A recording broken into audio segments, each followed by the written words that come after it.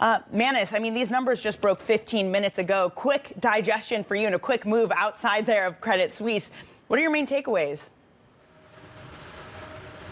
I mean, the drive-by, which happened in the middle of March in terms of the exodus of funds, it could have been a lot worse. This was a drive-by. 61 billion Swiss francs did walk out the door. They did tap up the SNB for liquidity of over 100 billion Swiss francs. So there's undoubted pressure. What they have told us is, or the market had expected, over 100 billion. That was the sort of the fluttering number in the world, in the wind. To put it in context for you, in the fourth quarter of 2022, 110 billion walked out the door. Here we are, 61 billion has gone out the door. That's certainly not as bad as that fourth quarter number. They are taking a goodwill impairment charge in the wealth management business of 1.3 billion.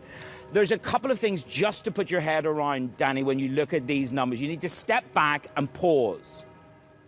Money walking out a door of a massive institution, a systemically important bank like Credit Suisse. Deposits can fly out the door like that. That's a CHAPS payment. That's done in a matter of minutes in the SWIFT system. Where complicated evolution of this story comes is when clients decide to exodus the bank, go with their wealth manager. Those are much more difficult monies to move out. Now, what should give you a little bit of cheer here into UBS is that if there was going to be a massive gusher of an exodus, it hasn't shown up in these numbers thus far. As I say, differentiate between deposits, which are the stroke of a button and a SWIFT payment, and those much more complicated, deep-rooted client wealth management relationships. For now, this could have been a lot worse on first take, but that is a whopping outflow and a goodwill impairment of 1.3 billion. Danny, good morning.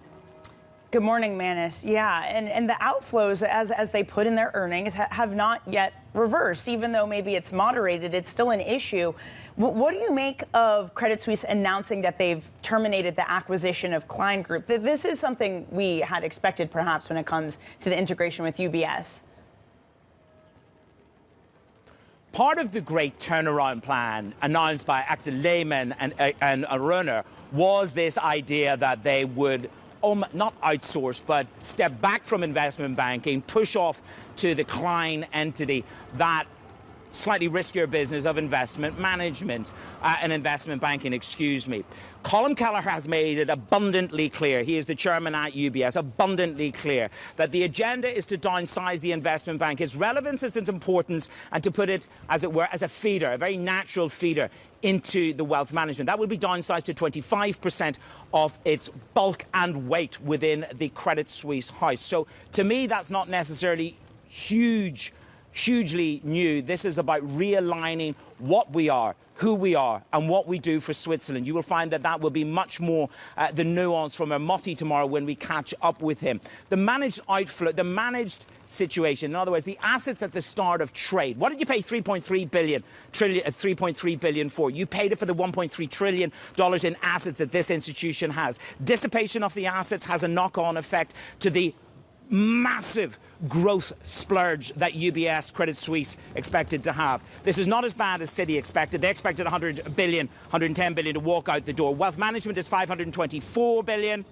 and you have a smaller portion in the Swiss Universal Bank of 526. This could have been a lot worse, is my very first take on this. But of course, Danny, from bitter experience, when you go to try and move really wealthy clients from an institution, let me tell you this. The road to hell is paved with good intentions. They promised me a lot, and an awful lot of them still owe me an awful lot. They never moved their money. It's damned hard to do.